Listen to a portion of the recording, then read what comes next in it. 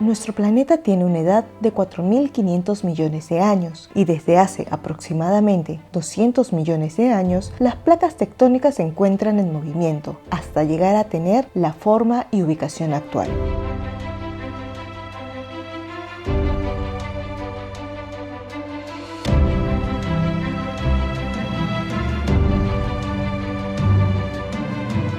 Estos movimientos son causados porque en el interior de la Tierra existen temperaturas tan altas que las rocas se encuentran en estado líquido y se movilizan a diferentes velocidades, permitiendo que las placas tectónicas floten como barcos en el mar.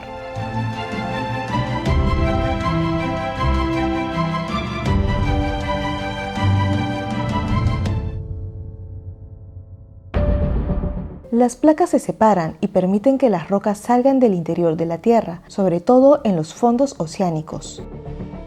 También, las placas se movilizan de manera lateral, procesos que son conocidos como desplazamientos horizontales.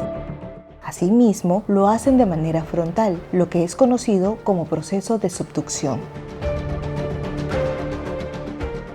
En el Perú se presenta el proceso de subducción, que permite que la placa de Nazca se introduzca a diferentes velocidades por debajo de la sudamericana. Este fenómeno genera que la cordillera de los Andes se encuentre en continuo levantamiento. Durante este movimiento se producen sismos de diferentes magnitudes que afectan a las ciudades, además de erupciones volcánicas en la región sur del Perú. La continua ocurrencia de sismos y erupciones volcánicas ocurren en mayor número en el Océano Pacífico. Por ello, esta región es conocida como el Cinturón de Fuego del Pacífico.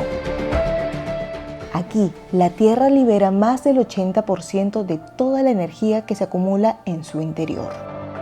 Cuando ocurre un terremoto, las ondas sísmicas que se generan en el interior de la Tierra se propagan en todas las direcciones. Cuanto más grande es el terremoto, las ondas sísmicas llegarán a distancias mucho más lejanas. Estos sismos son registrados por muchos sensores sísmicos que están distribuidos en el mundo y son parte de la red sísmica mundial. Para medir el tamaño de los sismos existen dos métodos: la magnitud y la intensidad. La magnitud es una medida cuantitativa de la cantidad de energía que libera el sismo durante su ocurrencia y que se propaga en el interior de la Tierra.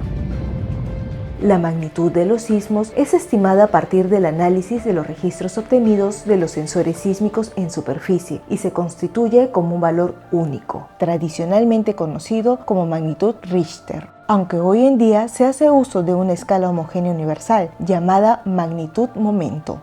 Al ser una escala logarítmica, cada unidad de variación representa 30 veces más de energía liberada, factor que dificulta el llegar a conocer cuál sería el comportamiento de los suelos ante tales escenarios. La escala de magnitud proporciona un valor único para la cantidad de energía liberada por el sismo. La intensidad del sismo es una medida subjetiva de los niveles de daños observados en la superficie producto del sacudimiento del suelo. La escala más utilizada es la de Mercalli modificada, y para cada sismo permite tener varios valores de intensidad expresados en números romanos. Los valores más altos de esta escala consideran los daños en las estructuras, suelos y el comportamiento de las personas.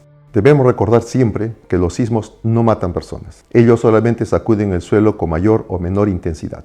Por lo general, las personas pierden la vida cuando las estructuras colapsan. En el Perú, la ocurrencia y registro continuo de sismos nos ha permitido identificar que el mayor número de ellos ocurren frente a la línea de costa y en menor número en el interior del continente, a profundidades de hasta 700 kilómetros. Estas características hacen que el Perú sea considerado como un país altamente sísmico, al igual que Chile y Japón.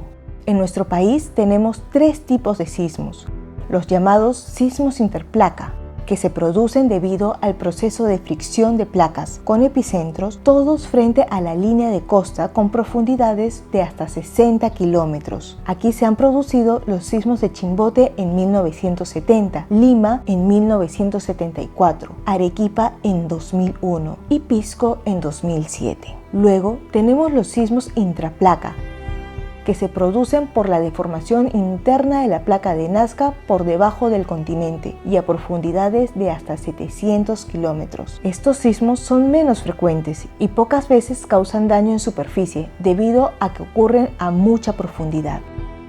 Finalmente, los sismos superficiales, conocidos como corticales, se producen por la deformación y reactivación de fallas geológicas activas distribuidas a lo largo de la cordillera de los Andes. Estos sismos no son muy frecuentes, sin embargo, a pesar de que se presentan magnitudes moderadas, causan daños en superficie debido a su profundidad superficial. Somos un país altamente sísmico, hemos tenido grandes sismos en el pasado. En los 500 años que tenemos de información, estamos teniendo datos de aproximadamente 50, 60 grandes eventos que han afectado las ciudades de nuestra costa, las ciudades del interior. Entonces, si los sismos en realidad son cíclicos, donde ocurrió un sismo tiene que volver a ocurrir, solamente es cuestión de tiempo que se vuelva a presentar. Entonces, la ciencia hoy en día todavía hace muchos esfuerzos por intentar predecir el sismo, es decir, conocer el lugar, la magnitud y la fecha. En los años 70 han habido intentos de lograr este objetivo, pero obviamente no ha sido posible por la complejidad que representa la ocurrencia de los sismos, la generación de los sismos. Lo que hoy en día la ciencia ha hecho es pronosticar los sismos. Y pronosticar significa saber dónde va a ocurrir y la posible magnitud que pueda tener. Entonces, nuevamente volvemos al hecho de que la sismometría, el desarrollo tecnológico nos ha dado facilidades de instrumentación para lograr este pronóstico.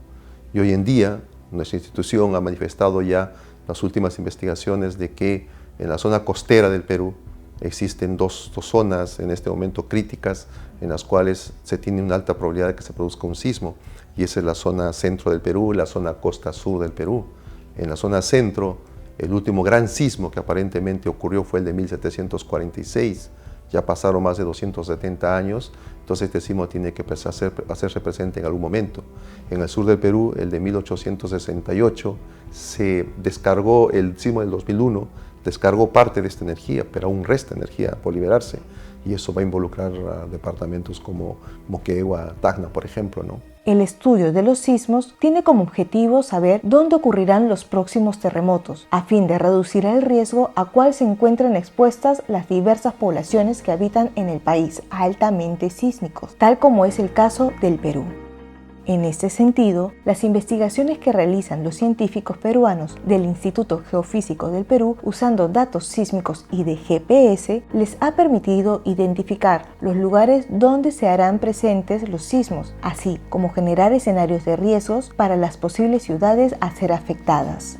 Estas nuevas metodologías permiten identificar cuáles son los lugares donde las placas de Nazca y Sudamericana se encuentran trabadas, zonas donde se estaría acumulando energía sísmica que se liberará con futuros sismos. Estas zonas son conocidas como zonas de acoplamiento máximo y son fáciles de identificar en el borde occidental del Perú por la longitud de los ejes de deformación regional de las placas.